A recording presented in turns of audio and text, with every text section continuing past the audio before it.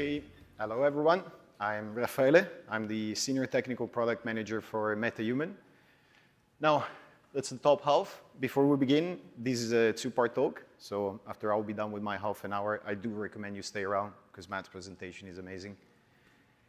Now, it will be my privilege to take you through a tour of the MetaHuman framework. And let's get right into it. The mission statement for us is democratizing the creation of engine-ready, high-quality digital humans. Now, there's one bit that isn't obvious in that statement, which is that MetaHuman isn't a single piece of software or technology. Now, to communicate that, sometimes we refer to it as a framework. If you like the word better, you can also think of it as a content platform. Now, the point is that we do consider MetaHuman one product, but it is made of multiple collaborating parts, and many of them can be used independently or optionally. Now, the point of the talk is what is actually in this framework. But before we begin, it's worth going over the pedigree of MetaHuman. Now, at 2 years old, it might seem like a relatively recent product. It is worth noting that it is based on both bleeding-edge research as well as production experience from teams that have shipped a lot of content and technical demos. Now, everything that we ship or rely on is wholly owned by Epic and not reliant on external technology providers, and that makes it a fairly secure and consolidated technological basis. Now, since we occasionally get asked, this is actually a highly integrated team that is taking these things to the public. Our tools are continuously worked on by members of all of these groups. They all work in the same team space, they're in the same dailies, they work on the same code base. This is effectively an Epic product. Now, while MetaHuman itself isn't a single piece of technology, there is a very important key item at the heart of it. And that is that we have a large, varied, highly curated database of real data.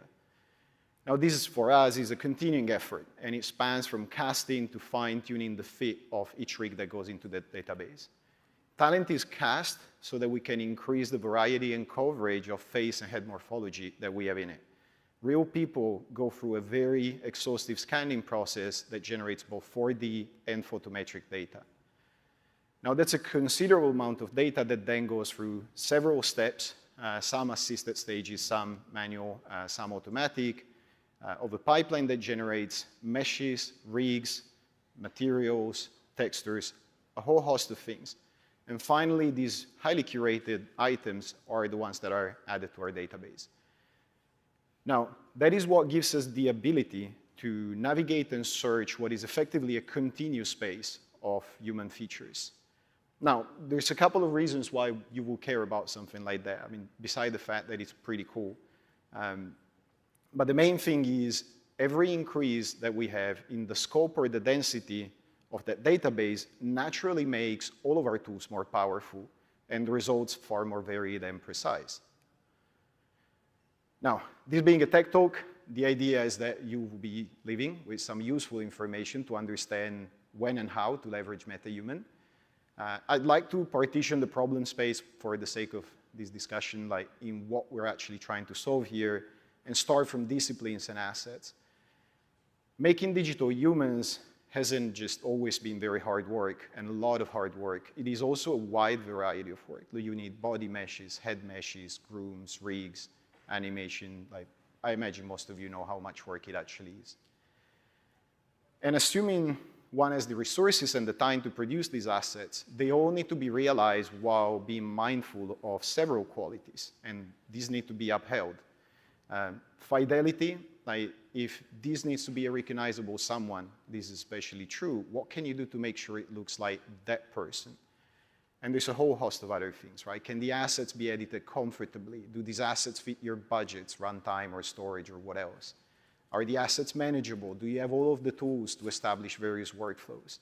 So there's quite a bit that needs solving.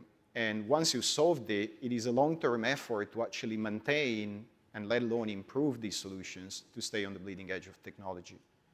So how do we go about it? Now, very quickly, we're going to go over what we have shipped or are about to ship inside the MetaHuman framework. Less than 2 years ago, we launched MetaHuman Creator. This is what put the name MetaHuman on the map. And when we say MetaHuman, most people probably think of this. It's incredibly accessible. It's very easy to use. It has a playful UX while remaining very powerful. And it is a web application, which makes it available to anybody with a browser, quite literally. Now, since launch, over 1 million users have created millions of MetaHumans, which goes some way to demonstrate that the scale and the strength of the backend is production ready. Now, just over a year after that, we released Mesh to MetaHuman. This pushed the engine integration. Before we had engine integration, it was the format of the assets that you will download, but this pushed it further. This is an engine plugin, and it gives users an entry point into MetaHuman directly from inside the editor. It requires that you run the editor because of that, obviously, but the workflow and the robustness mean that just about anybody can go from a scan or a sculpt to a great rig mesh in minutes. Not much later, we released DNA Calib, and this comes directly from Freelateral internal tools. It is part of what we actually use to produce rigs and such. It is for the more technically inclined users, and it gives access to the MetaHuman DNA file format, and that is the data format at the core of MetaHuman head meshes data. And for meshes, we mean static and scale both. Now, you can absolutely and thoroughly leverage MetaHuman without using it, but if you care about pipeline integration and deep likeness for some things that might be even a little bit more than plain humans, this can help a great deal. And if you've seen the keynote, and I gotta admit, I'm super excited about this one. This is what you would have seen. Now, MetaHuman Animator is a very powerful feature set. It will be available inside MetaHuman for Unreal. So same plugin that we released Mesh to MetaHuman for. We have already heard from some of our testers, this has literally changed how they work or even what kind of work they can take on. We'll go over some of the interesting use cases we've heard about. Now, we'll talk a little bit about what we make available that is out of engine, because there are pipeline needs and some people might want to work out of engine. But it is important to note that Unreal Engine is the one place where you do get everything. Now, everything we do is eventually transformed into interconnected UE assets. It's important that this is not an all or nothing deal. You can opt into assets based on what you feel brings value to your project and replace the rest or tailor it to your needs. Now, leveraging the engine asset park as is also means that managing these assets that we will create for you, that some of our tools might create for you, doesn't require any extra knowledge. Using MetaHuman doesn't bring any unnecessary dependencies into your project and build. So, we're finally getting to those partitions. What assets do we provide, and what can MetaHuman help you with? We'll start with the easy things. You can choose from different body types, grooms, and a collection of clothing. These are grouped together because all of these are discrete, handcrafted assets, and they are available from MetaHuman Creator. They're discrete choices, or at least they're discrete choices for now. And at export time, the correct variants that you've picked are exported as assets. Any necessary work, like groom binding, linking the colliders, all of that is done for you. And all of these come with fine-grained LOD choices. There are currently 18 body types in MetaHuman Creator, and like most, we separate heads and bodies. So we've also taken care of seaming, LOD syncing, and all of that. Now, MetaHuman bodies were made mannequin compatible some time ago. They weren't at the very, very first time of release, but they are now, which gives you access to a whole host of animation from our samples as well as from third parties. Now, quick tip, if you wish to use MetaHuman only for the heads, which is fairly common, you will have to take care of seaming yourself. We strongly recommend that you pick a body type. Don't ignore this choice. Pick a body type that is close to what you think you will need, because that will actually save you quite a bit of time when it comes to seaming. For clothing, there is a curated selection of handcrafted items. We have tops and trousers and shoes. These are contemporary designs, so if you're doing a period or a sci-fi piece, the look might not work for you. I will still suggest you don't completely sleep on these. At a minimum, they can be a very good starting point for you to get skinning and LODing templates transferred to your cuts. We also make sure that all of these fit all of our body types. And because MetaHuman has become pretty popular as an asset platform, you can find a lot more from third parties. If you get something from a third party, to remember to check what body types they support, because it might not be all 18. Now, MetaHumans also come with several grooms, and that goes from the subtle pitch fuzz on skin to full hairdos. If there is one you like, great. If not, they're actually very good sample content, to be perfectly honest. It's definitely worth getting at least a few, inspect them, look at how the groom binding works, look at how the LOD sync works, because that is functionality that if you bring your own grooms into it, you almost certainly will want to support. And it's also worth noting, like, not all, but most of these grooms also have been carded across all LODs, so they're pretty performance sensitive. Now, materials and textures have a little bit more nuance than just discrete choices. Our texture creation is also data-driven. The images and the assets come from something that we call texture synthesis, and some choices are currently discrete. That's a very small amount of choices that are discrete. But even those, like wrinkle maps and blemishes, actually come from our scan data, and when we generate the textures that you get, the maps that you get, they respond to the other parameters. So they do change based on other things that you set. But other parameters, like the iris or the skin color, actually originate from data and measurements, and they are in a continuum, and they are based on a statistical approach. So this isn't a plain color that is hooked there in the shader. Now, at export time, texture synthesis does all of the prepping, asset generation, does so at multiple resolutions. It's all the things that you would expect. It's very solid. All of the linking is done before the assets are packaged. And once they come into your project, which is what we were talking about before, they are straightforward to understand. They come in as normal textures attached to normal materials. So you can modify it if and as you need it. There are maps for quite a few channels, and this is the bit where they are a little bit more than just simple groom binding assets. Linkage can be more involved. Some of the maps, like the wrinkles, are actually connected to animation channels so that you have the right triggering when your character expresses something. Now, head meshes, and with that we mean static and skeletal meshes here. This is where things start becoming pretty special. Like all of our parts, you do get battle-tested topology, you get consistent assets, fine-grained LODs for everything. But authoring is entirely in a continuous space, and things open up here quite a bit. UX, this is creator, and UX is very playful and intuitive. And we feel that this is where that notion of having a continuous, seamless space of human features actually starts shining through. And it enables like very unique manipulation tools. This isn't just linearly or bilinearly interpolating between a bunch of meshes. This is literally exploring our database. You can start from 1 to 3 presets and blend into that space quickly, and that will get you a good starting point. It gets you the first course approximation of what you might want. You can then move on to details, and these are more localized controls. Now, this bit has a very plastic, proportional modeling kind of feel, but again, in actuality, what you're doing here is exploring our database, and these manipulators like fundamentally move you into this n-dimensional space of human features. So if you've ever used it, most of the time it feels great. Some other times it feels like it's quite not getting there exactly where you want it. As we expand our database, that will start zeroing in more and more and more towards exactly where you place something. Okay, so by design, this process in MetaHuman Creator is meant to be in a bound space. Every possible result from it is well-behaved and plausible.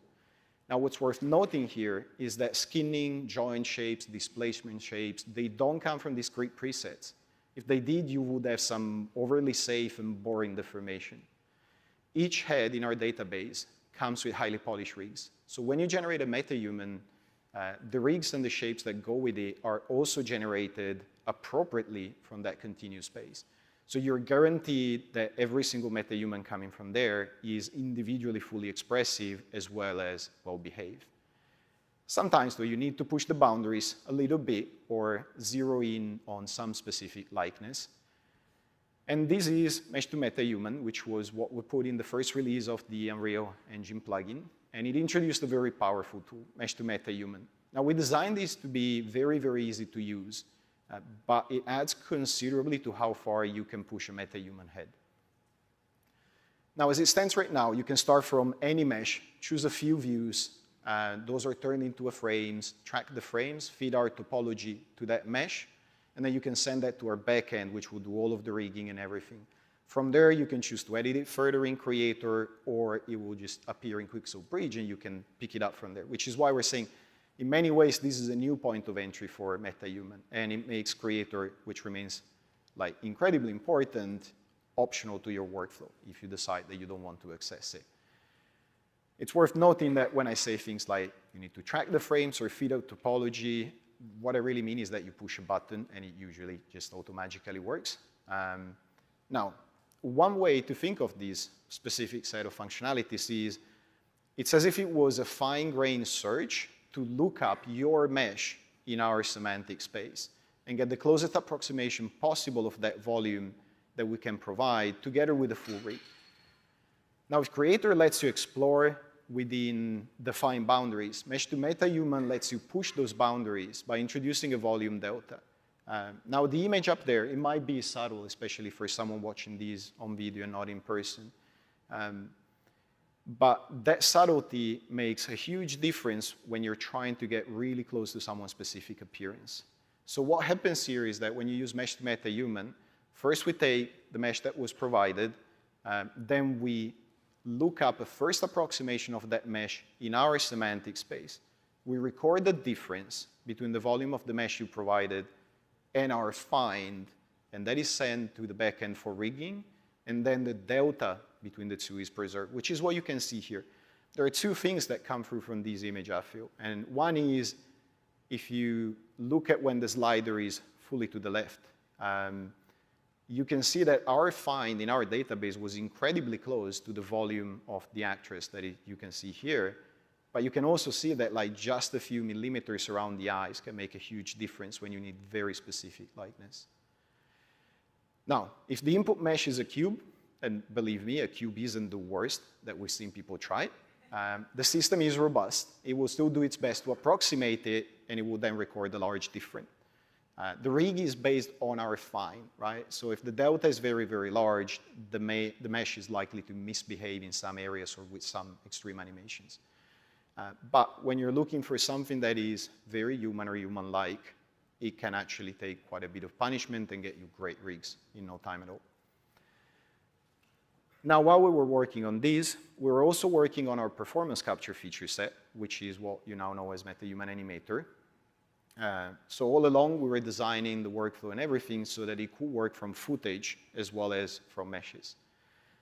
If you use Mesh2MetaHuman, there is no need to learn absolutely anything new. Instead of importing a mesh, you can import footage. If you have a high-resolution stereo couple, it will be just the one frame, plus one for the teeth if you're really keen. Or if you're using a plain iPhone, you'll be using 3 frames. You track them, you fit them, and you get a rig. There's no manual intervention in any of the things that we have shown, like in our keynote or in the things that you can see at our booth. Now, these head meshes are in large part encoded as what we call MetaHuman DNA, and this is an asset that's about to come, as well as data and files. It is the core data format for MetaHumans, and it contains all of the parameters for meshes, rigs, and their attributes. Now, that data as a file comes bundled with any MetaHuman you download, and it has some pretty useful engine integration as is, like literally drag and drop it and you get a rig, which is pretty cool. But it's also, now that we released DNA Calib, something that you can open and modify. Now, DNA Calib is part of that toolkit that Freelateral used to deliver assets at the highest level for years.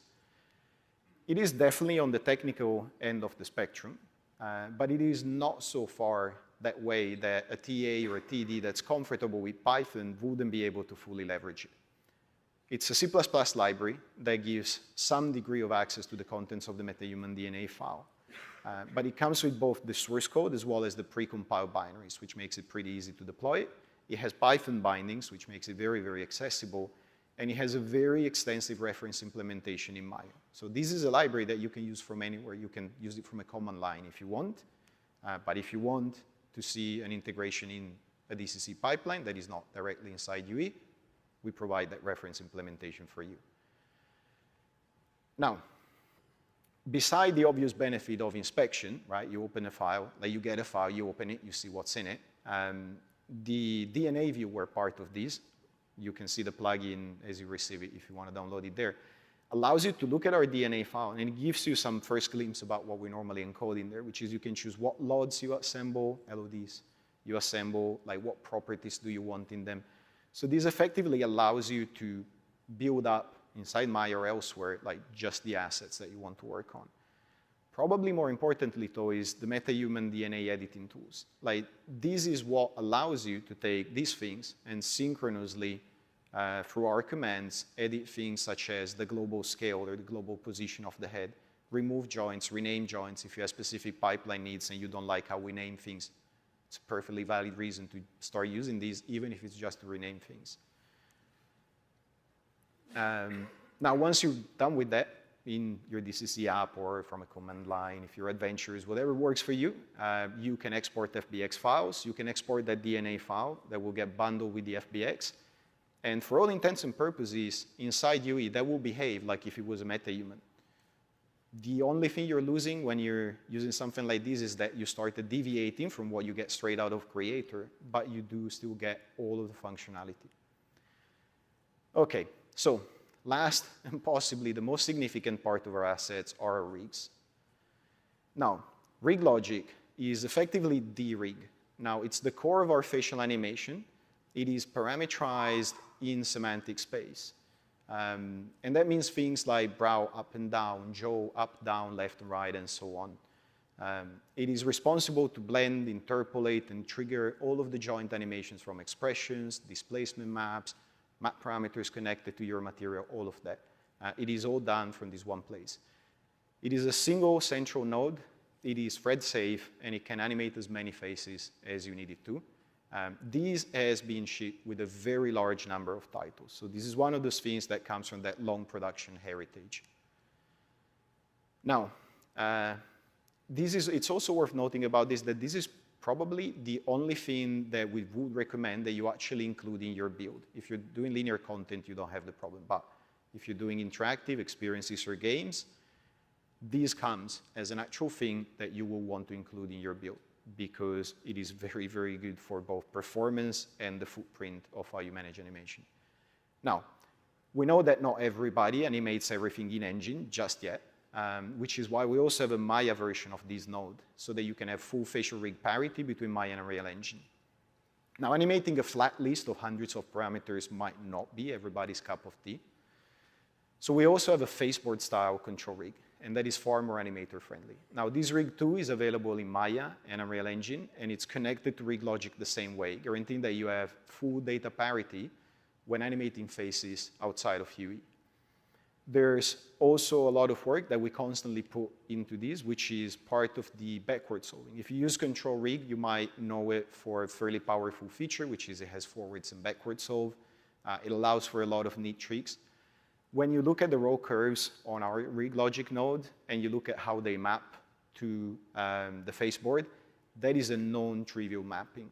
So we constantly maintain and improve that backward solving for you. You can seamlessly bake things from the faceboard to the row curves on rig logic, or backward solve them the other way losslessly.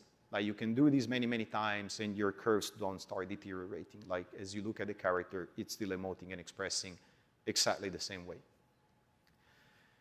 All right, so the whole point of a rig is that you want to put animation on it. At least normally that's how I think of it.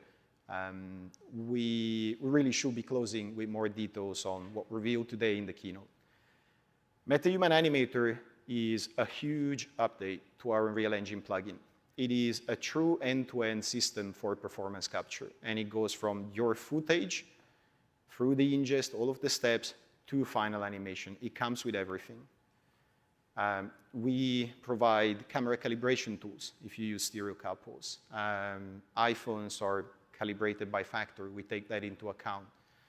New assets that represent your devices inside the project, ingest through a convenient window, creating a full rig from just the footage, which is what I was talking about before, tracking and solving the actor's delivery from footage in the new performance asset, generating animation directly on rig logic or on the faceboard. And finally, taking that animation and applying it to the control rig faceboard, if you wish, through the backward solve. Now, that is literally everything that you need for facial performance capture. We think so, at least. And you never leave the editor. You do all of these with a handful of assets in the editor, nothing else. So, we're almost done.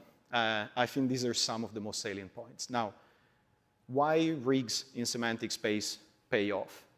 Our rig parameters are in that space. That is to say, it is what is activating and where is that activation at in a normalized range, right? So you have like Joe up and down, 0 to 1, or things from 1 to -1.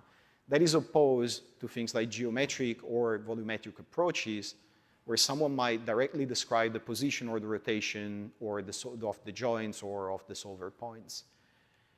The fact that this is in semantic space means that in practice, every animation will always work the same on any rig logic or faceboard-based rig, which of course is all of the meta-humans or anything that you do that you're okay rigging in that space. There's no crumpling faces, no poor lip or eyelid seals or interpenetration or anything like that. Now, your animation might resemble the actor or actress the most when it is on their performer rig, the one that we create in MetaHuman Animator for the solving, but it just doesn't break when you move it on to something else that might be their actual character. Okay, so performance capture requires real-world devices. We'll talk very quickly about that. If you're interested in high-end devices, we support stereo couples. If you want to be more on the compact side of things or on the lower budget side of things, we support iPhone 11 and up. Everything in between, basically workflow-wise, becomes possible. You can have some actors with stereo couples for your highest quality shots, or you can have actors with iPhones for ready pickups or things like that. You can set up audio booths with performance capture on a tripod. Like what you're seeing there is literally, the picture on the desk is literally what we use to test things. It's a tripod with an iPhone on top. You can have your performers work remotely by just sending them a small device, or they probably already own it, to be perfectly honest. And all you need to get back is some files, or they'll send you the device back. If you're head mounting, it will only provide you with a facial animation, and you're likely to get the neck from your suit. You don't want this to interfere. But if it's on a static mount, like a desk tripod, it will provide a very accurate estimation of the upper neck. Now, last few things, it's important to know this is a device-agnostic solution.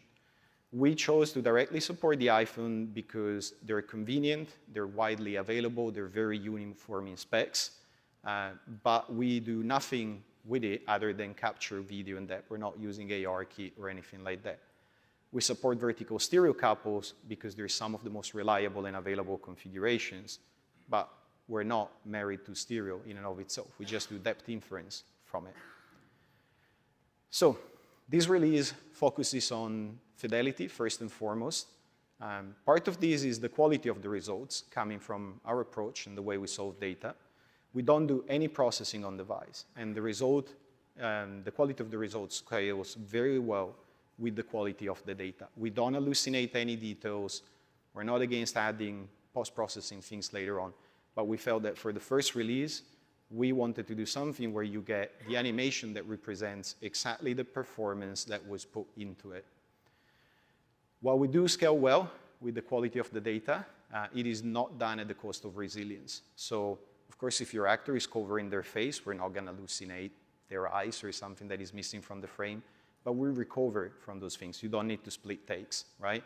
Having good lighting is nice, but this is entirely independent from what is happening in the background. You have bright lights, you have movement, it doesn't matter. It's perfectly resilient to all of that. Now, oh, sorry for that. The quality of animation. When we say quality, we don't mean it in some vague sense. We don't even refer to issues like noise. We're particularly well behaved there too. But what we mean is that the function curves that come out of these systems are very well behaved. Semantic space solvers can sometimes choose to interpret different poses that are temporally adjacent with different controls.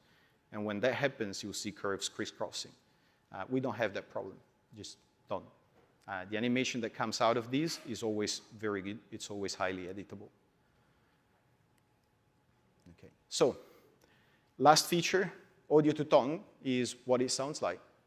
We solve basically solely based on video and depth streams, which makes it resilient to things like audio slips or missing audio and so on. Chances are in your shoot, you do have audio, so we should be making good use of it.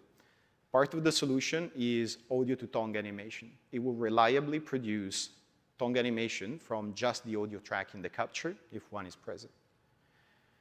And last but not least, our output is a plain animation sequence. MetaHuman Animator for now is closer to content creation than it is to runtime. And we know that you want unencumbered projects and builds. So once you're done solving a performance and you're happy with it, all you have to do is export the animation. It becomes a plain animation sequence and you're done. It's readily available, easy to be moved between projects. There's no need to do anything to it. All right, so that was a lot for half an hour, and I promise I just scratched the surface. We're on the expo area where you can see these live if you're interested. And with that, I'd like to get Matt in, and thank you very much for your time. I hope you have a great GDC.